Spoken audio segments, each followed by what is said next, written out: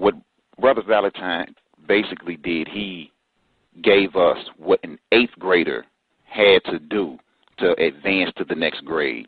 And I'm not going to do the whole thing just for time constraints. Listen to what the children in Kansas in 1895 had to do to go from 8th grade to the next grade. Grammar, and you get 1 hour. Give 9 rules for the use of capital letters. Number 2, name the parts of speech and define those that have no modifications. Number 3, define verse, stanza, and paragraph. 4, what are the principal parts of a verb? Give principal parts of the words do, lie, lay, and run. 5, define case. Illustrate each case. 6, what is punctuation? Give rules for principal marks of punctuation. 7, write a composition of about 150 words and show therein that you understand the practical use of the rules of grammar. That was in 1895 in Salina, Kansas. This is what an 8th grader had to do to go on to the next grade. I don't think our children are getting the type of education that we need. And yesteryear, I believe the children from yesteryear were much more smarter. Now I'm going to go to another portion, the arithmetic portion of the final exam. 1 hour and 25 minutes they got. 1, name and define the fundamental rules of arithmetic. 2, a wagon box is 2 feet deep, 10 feet long, and 3 feet wide. How many bushels of wheat will it hold? Number 3, if a load of wheat weighs 3,942 pounds, what is it worth at 50 cents per bushel, deducting 1,050 pounds for tare? Number 4, District number 33 has a valuation of $35,000. What is the necessary levy to carry on a school 7 months at $50 per month and have $104 for incidentals? 5, find the cost of 6,720 pounds of coal at $6 per ton.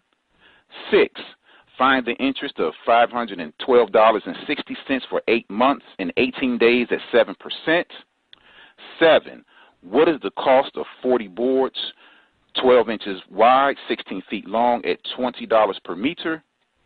8, find bank discount on $300 for 90 days, no grace, at 10%.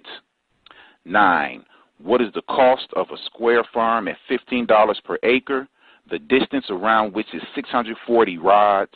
And 10, write a bank check, a promissory note, and a receipt. This is just a portion, a small portion of the final exam that the children in Kansas in 1895 had to take to go from 8th grade to 9th grade. Now you tell me, Dino Dean family, are our children being dumbed down or not? Take it back over, Phil. I just wanted to share that. I thought it was very important. Boy, and if the people only saw the extent of the test Absolutely. that they had to take.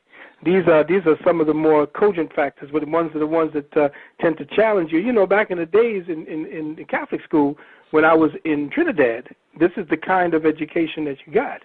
You had to learn that, and essentially, what they gave children to, you could tell what they were getting ready to do when they dumbed down children by giving them calculators.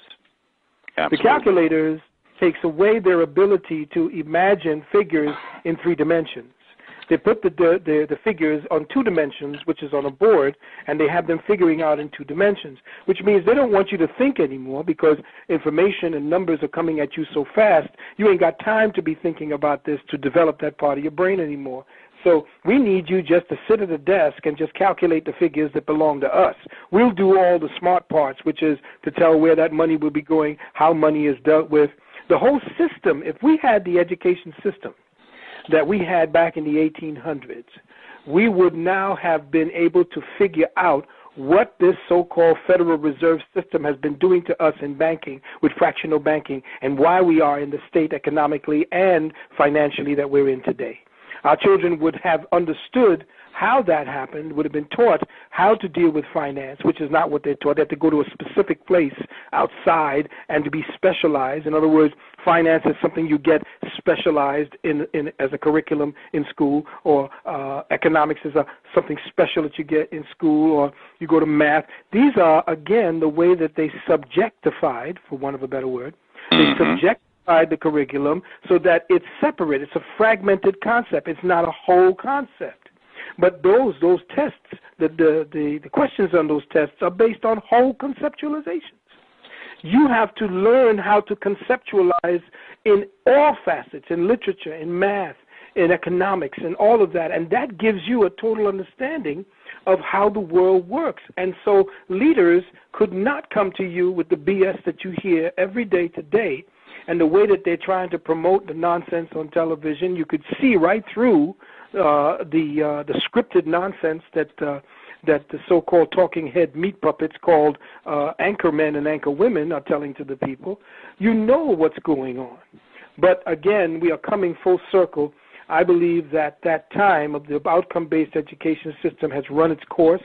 Our young men, the ones who dropped out during the last 20 years under outcome-based education system, who now went out and formed gangs, because that's who filled the system, the prison industrial complex.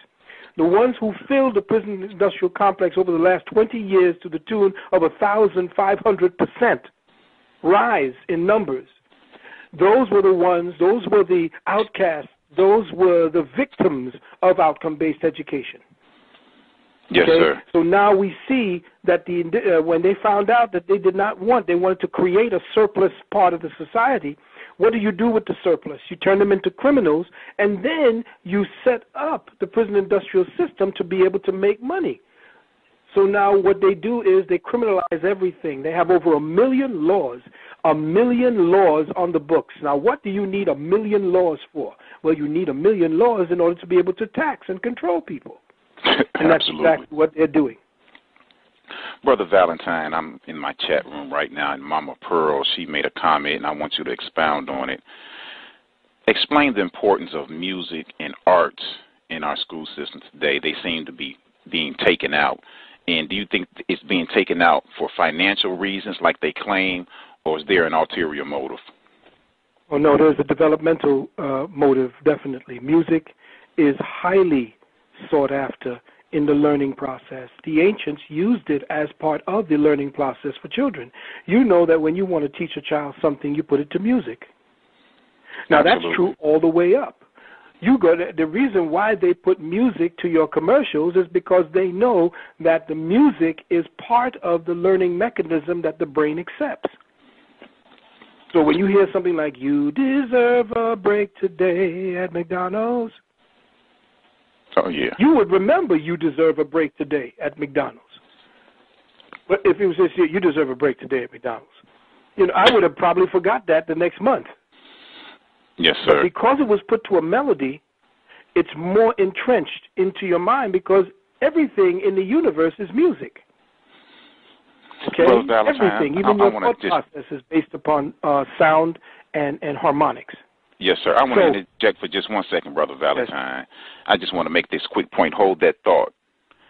And for those of us out here that think that our children are not smart and can't learn, just to piggyback off what Brother Valentine just stated, these children know all the words to these rap songs. They know all the words because there's the resonance of music behind it. My daughter, she what's the little one with the crazy mouth? Lil Wayne, I call him Lil Payne. Mm-hmm. But she knows every word to every song. Mm-hmm. So no one can tell me that our children cannot learn. Go ahead, brother. I just wanted to get that in. Well, you made a very valid point. That's how they teach our children. You get them, especially in the rap music, it has a specific syncopation that aligns or puts you into synergistic sympathy with the heartbeat, and the heart is the seat of the soul. So when you start playing certain music that entrains the heartbeat, you get the thought process, you get the soul, you get the essence that actually is the learning factor or the driving factor within the body. So when someone takes music out of a school and they take music out of the community, that's what they did back before when rap